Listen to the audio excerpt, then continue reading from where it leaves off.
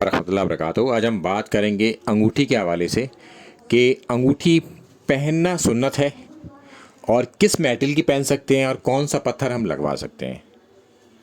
تو اللہ کے رسول صلی اللہ علیہ وسلم نے روم کے بادشاہ کو ایک خط بھیجنا چاہا تو صحابہ نے بتایا کہ وہ لوگ بغیر مہر کے خط کو قبول نہیں کرتے۔ تو پھر اللہ کے رسول صلی اللہ علیہ وسلم نے مہر بنوائی اس کی، اور وہ انگوٹھی میں تھی، اور اس انگوٹھی پر لکھا تھا محمد الرسول اللہ صلی اللہ علیہ وسلم، تو جو کہ چاندی کی تھی۔ تو لہٰذا اس سے ہمیں یہ پتہ چلتا ہے کہ چاندی کی انگوٹھی ہم پہن سکتے ہیں۔ اس کے بعد میں آپ کو بتاؤں کہ اللہ کے رسول صلی اللہ علیہ وسلم نے جب نام لکھا تھا اس انگوٹھی کے اوپر، تو اس میں تھوڑا سا اختلاف ہے کہ وہ کسی پتھر سے لکھوایا گیا تھا نام، نہ کہ وہ 100% میٹل یعنی کہ چاندی کی تھی، تو اس پر نام کے لیے پتھر کا استعمال کیا گیا تھا۔ تو لہٰذا اس سے ہمیں یہ پتہ چلتا ہے کہ پتھر بھی لگوایا جا سکتا ہے انگوٹھی میں، اور وہ انگوٹھی اللہ کے رسول صلی اللہ علیہ وسلم کے پاس تھی۔ پھر اس کے بعد حضرت ابوبکر، پھر حضرت عمر، پھر حضرت عثمان، اور حضرت عثمان سے وہ کنویں میں گر گئی۔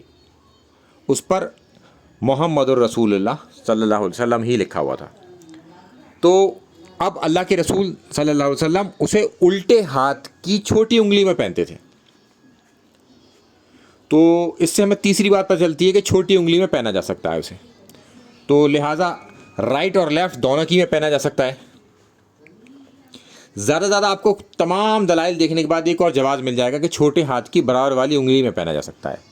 تو اس سے یہ معلوم ہوا کہ 4 انگلیاں ہوئیں، 2 چھوٹی انگلیاں سیدھے اور الٹے ہاتھ کی، اور 2 اس کے برابر والی انگلیاں، تو بس ان میں پہنا جا سکتا ہے، اور پتھر کے ساتھ بھی پہنا جا سکتا ہے، مگر پتھر کے ساتھ کوئی عقیدت جڑی ہوئی نہیں ہونی چاہیے آپ کی کہ یہ پتھر مجھے یہ فائدہ پہنچائے گا، اس بنا پر آپ نہیں پہن سکتے بالکل بھی۔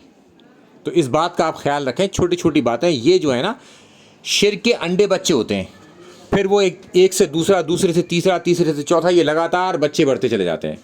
تو اس کی جڑ میں جا کے ختم کر دیں، کسی بھی پتھر کے ساتھ کوئی عقیدت نہ رکھیں کہ یہ مجھے یہ فائدہ پہنچائے گا۔ السلام علیکم ورحمۃ اللہ وبرکاتہ۔